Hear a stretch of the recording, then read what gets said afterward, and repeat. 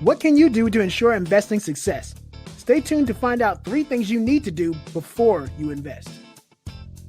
What's up and welcome to Smart Money. In today's video, I'm going to talk about how to lay the groundwork for growing your wealth. I'd like to know something.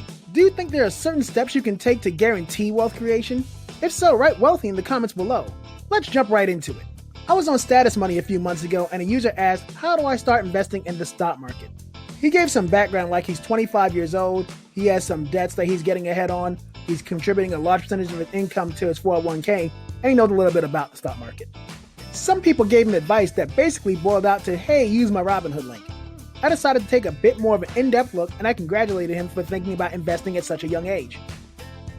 I cannot overstress this enough. No matter what age you are, it's better to start investing than not because your money will lose value over time due to inflation if you just leave it in the bank. I wanted to get to know the person's financial situation, and I didn't just want to give a canned answer. If you've got questions on personal finance, leave them in the comment section and I'd be happy to answer them. I asked him what kind of debt does he have, credit card debt, student loan debt, etc., and what was the employer match on his 401k.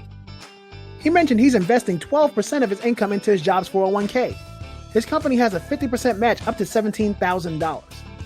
He also says he's got the usual debt. Credit card debt, student loan debt, a car note, personal loans, and a mortgage as soon as he closes on the house he's buying. I'll share with you what I shared with him.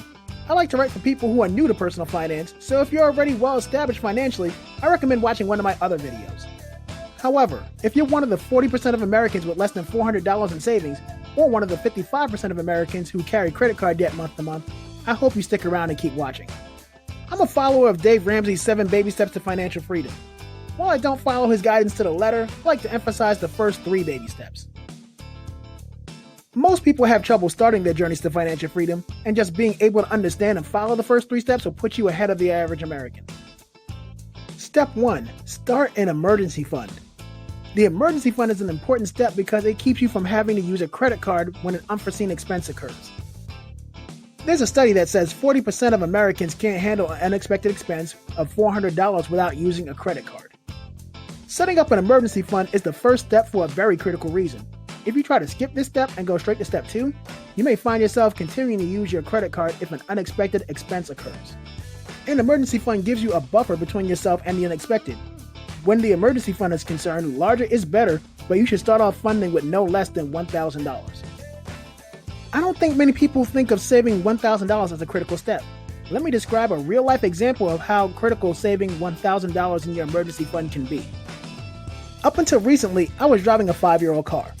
My car started having some problems accelerating, so I took it to the dealership to have it checked out. By the time the dealership got finished recommending all kinds of services to me, the bill was up to $2,250. Once I limited all the recommendations that had nothing to do with vehicle acceleration, the bill came down to $750. I did not budget to spend that $750. However, I view having a reliable vehicle as a necessity, so I paid the bill. If I didn't have an emergency fund, I would not have been able to afford to pay the bill.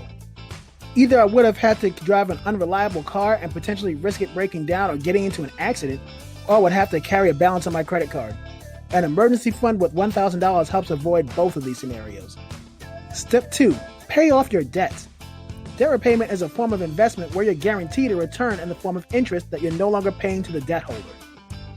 So if you have a credit card that has like a 16% annual percentage rate and you pay it off, it's like getting a 16% return on investment guaranteed. Step 2 is focused primarily on consumer debt, things like credit cards, car notes, and store cards. Ramsey recommends including student loans in his steps. This is one area he and I differ.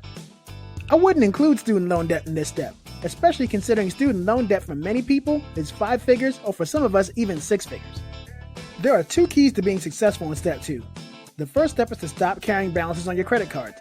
The second step is to use the debt snowball to repay your debts. Now, I'm aware of the controversy between the debt avalanche and the debt snowball. The debt avalanche saves you more money in the long run by paying off your higher interest debt first. But the debt snowball is easier to stick with because you get to see your smaller debts paid off early, which helps consumers build confidence that they can overcome their debt. I'd be happy to debate that with anyone in the comment section though. The debt snowball allows you to organize your debts from lowest balance to highest balance. You pay the minimum payment on all debts but the one with the lowest balance. You take all your available funds and pay the lowest balance off as quickly as possible. Once the lowest original balance is paid off, take the money that you were paying toward the first debt and add it to the minimum payment for the next lowest balance. Now use that new higher payment to pay off the second debt. You'd repeat this process until you've paid off all your consumer debt. This payment method allows you to get some quick wins and build momentum in paying down your debt. Now, a word about debt repayment and the event I'm calling the big obvious for YouTube reasons.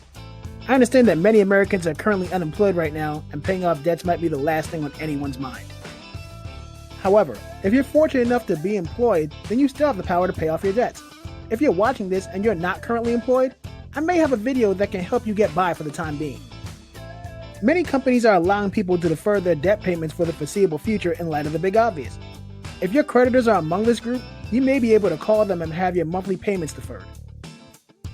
I would recommend having all but your smallest monthly bill deferred if you can. That will allow you to focus on paying that one bill much more quickly. When the smallest bill is paid, you can pay down the next bill as per usual and the debt snowball.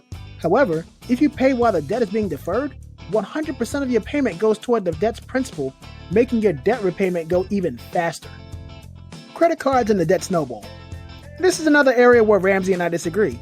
Notice I didn't recommend that you stop using your credit cards or tell you that credit cards are evil. Credit cards are simply a tool. If you carry a greater balance than you can repay every month, then it's a tool to make the credit card companies richer.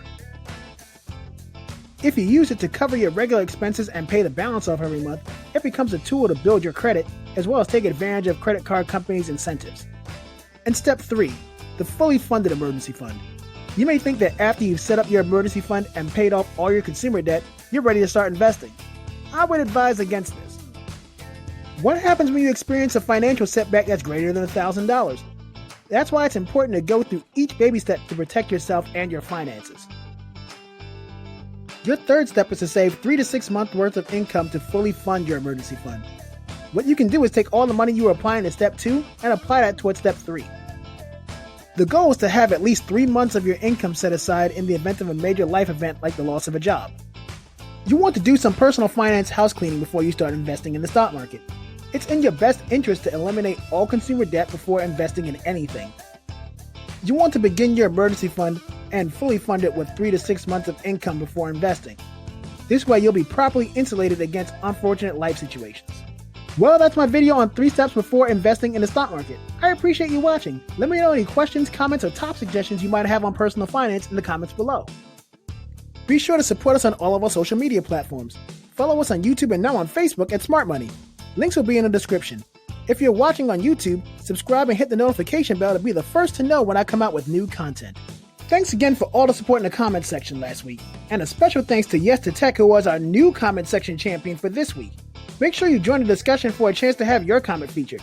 I read and reply to all the comments I get. Make sure you like the video for the algorithm and be sure to share the video with a friend. Check the links in the description for offer information.